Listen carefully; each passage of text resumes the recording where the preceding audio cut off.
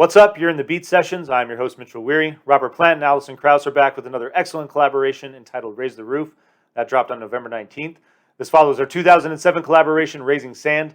After 14 years, like good friends do, these two pick up right where they left off without even missing a beat. And much like its predecessor, Raise the Roof is a phenomenal collection of cover songs, plus one original, and just a lot to really love here. I love these two together. This might be my favorite collaboration of the 21st century so far. And Robert Plant, just a really good example of a guy who definitely is not in the prime as far as his abilities. His voice certainly not what it once was, but he definitely does a marvelous job of writing melodies that still work within his wheelhouse. And Krauss, her voice is always incredible. And I just really have always loved what the two do together, whether they're, really going at it on a song together, whether, one is just taking the lead on a song and the other one is there to back them. They really mix it up on these projects, and I love that about the dynamic between the two. You can just tell that they love making music together. Their chemistry is outstanding. It's intoxicating.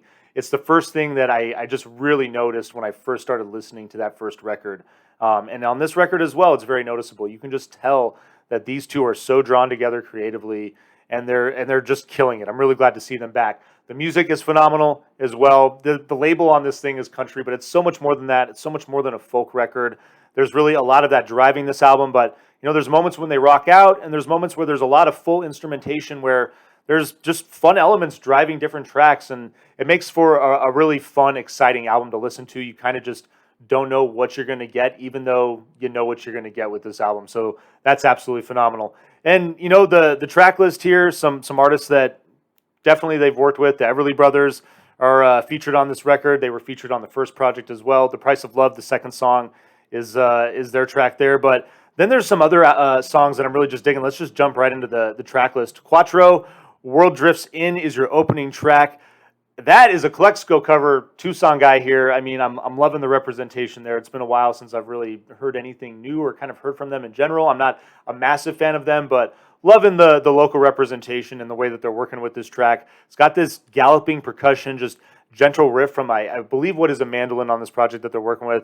And what I love about this particular song, and a lot of the songs on this album, honestly, there's these melodies that they're dark and they're brooding, but the harmonies are light. It's just this great contrast. And one of the things that I just really, really dig about Robert Plant and Alison Krauss, their vocal chemistry together. The Price of Love is that second track, the Everly Brothers.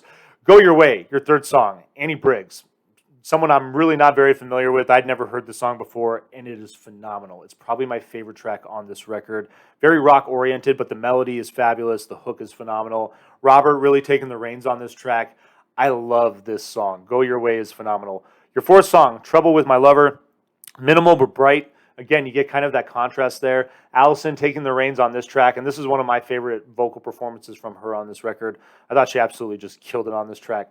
Searching for My Love is your fifth song, and really just kind of liking the change of pace. This is where the album shifts a little bit. They kind of move from that country folk element to, just something a little rock-oriented, a little bluesy. There's kind of just like this slight disco feel in the guitar riff on that track as well. So I love the change of pace, the little bit of contrast. It works really well with the play of songs here. Can't Let Go is your sixth track.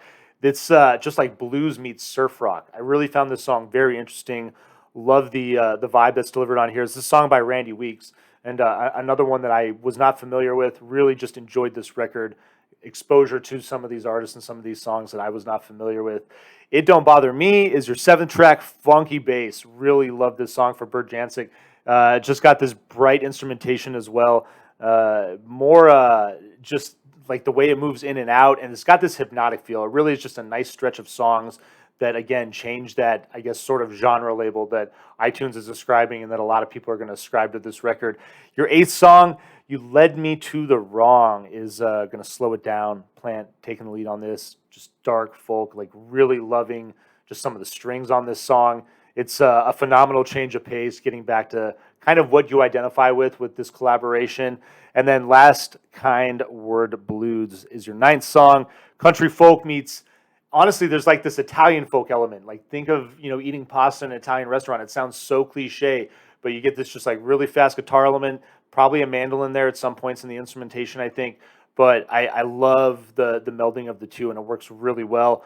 High and Lonesome is that original song that T-Bone Burnett and Robert Plant are putting together. Alison Krauss taking the lead on the vocals on this thing.